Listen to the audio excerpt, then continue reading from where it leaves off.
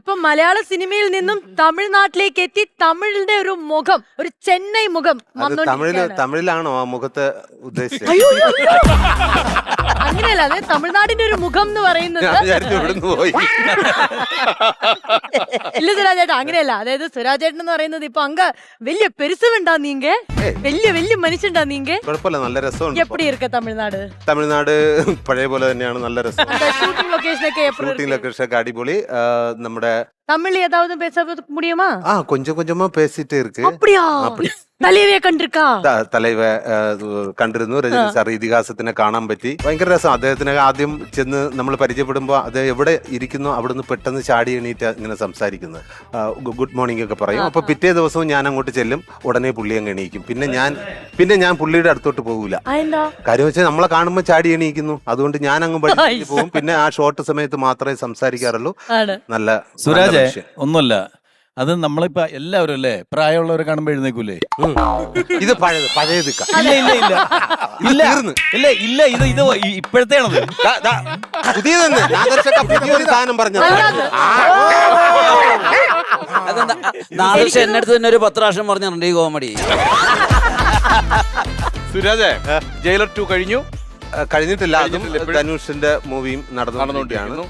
നല്ല രസകരമായിട്ട് പോകുന്നു. കൂടുതൽ വിശേഷം എന്ന് പറഞ്ഞാൽ പുള്ളി അധികം അങ്ങനെ സംസാരിക്കത്തൊന്നുമില്ല.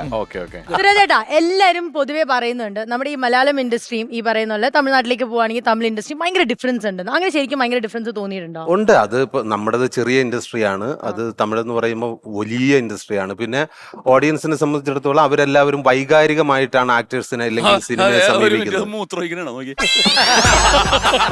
ഇനി ഇതുവരെ അതല്ലടാ, നീ ഇടയ്ക്കിടയ്ക്ക് അവിടുന്ന് പോയി പിടിച്ചുകൊണ്ട് വരുന്നു. പെട്ടെന്ന് ഏതൊക്കെ തൂണൊക്കെ കണ്ടോലെ കാലും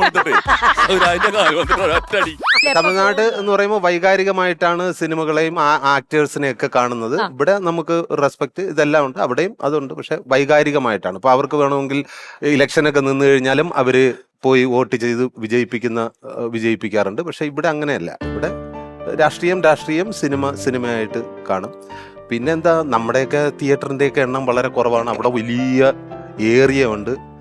പിന്നെ കഥയിൽ നമ്മുടെയൊക്കെ ചെറിയ കഥയാണ്. അവിടെ കഥ ചെറുതാണെങ്കിലും ഭയങ്കര വലുതായിട്ടാണ് അവര് അത് ചിത്രീകരിക്കുന്നത്. അങ്ങനെയൊക്കെ വ്യത്യാസങ്ങളെ എനിക്ക് തോന്നി. വലിയൊരു സന്തോഷം എന്തായിരുന്നു അറിയോ? അല്ലെങ്കിൽ നമ്മുടെ വിക്രം സാറിന്റെ പടത്തിന്റെ ഓഡിയോ ലോഞ്ചിനാണെന്ന് തോന്നുന്നു. അവിടെ കേറിയിട്ട് എന്താന്ന് പറഞ്ഞു കഴിഞ്ഞാൽ നമുക്ക് മിമിക്രിക്കാർക്ക് അഭിമാനിക്കാൻ പറ്റുന്ന ഒരു കാര്യമാണ് മിമിക്രി ചെയ്തു എന്നുള്ളതാണ്. അല്ലെങ്കിൽ അവിടെ കേറിയിട്ട് എല്ലാവരെയും സംസാരിച്ച് വളരെ കൂളായിട്ട് അല്ലെങ്കിൽ നീറ്റായിട്ട് അല്ലെങ്കിൽ വളരെ സീരിയസ് ആയിട്ട് കാര്യങ്ങൾ പറഞ്ഞിറങ്ങിയല്ല സുരാജ് ചെയ്തത്. അവിടെ നിന്നിട്ട് ആ വേദി പൊളിച്ചടുക്കി തമിഴകം ഞെട്ടിത്തരിച്ച് കൈയടിപ്പിച്ചിറങ്ങി വന്നുള്ളതാണ്.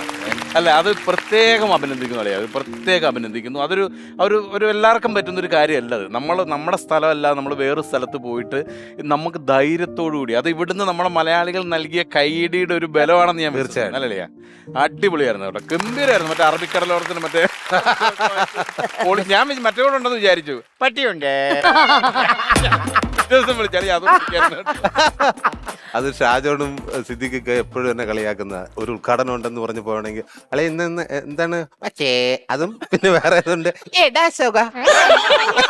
ക്ഷമിക്കണം, ഇനി ഞാൻ ചെയ്യില്ല. പുതിയ തലമുറയിലെ മിമിക്രി ആർട്ടിസ്റ്റുകളെ കണ്ട് എല്ലാം വച്ച് നിർത്തി. നസീർക്കൊക്കെ ഒളിച്ചോടിയല്ലോ, ഇവിടെ പോലും വന്നിട്ടില്ല, ഇവിടെയും വരില്ല. ഇപ്പൊ മിമിക്രി എന്ന് കണ്ടു കഴിഞ്ഞാൽ പുള്ളി എസ്കേപ്പ്.